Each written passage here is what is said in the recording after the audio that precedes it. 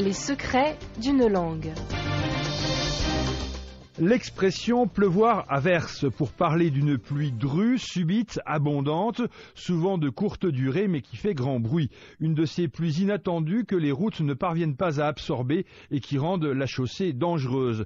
Cette expression pourrait être évidente à comprendre si le mot averse s'écrivait en un seul mot au sens d'une ondée passagère mais violente. Mais ce n'est évidemment pas le cas. L'averse dont on parle ici est la conséquence d'une contraction de deux mots. Initialement, on disait pleuvoir à la verse, une pluie si forte qu'elle risquait de vous faire verser à terre, c'est-à-dire de parvenir à vous faire tomber ou à faire se coucher dans un fossé une charrette ou un fiacre tiré par des chevaux.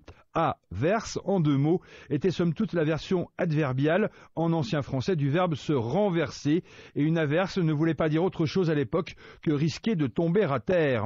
Comme l'écrit Gustave Flaubert dans ses correspondances, je vous souhaite un meilleur temps qu'ici, où il pleut sans discontinuer, à verse, à flot, par barrique, par océan, écrit à Paris en 1866.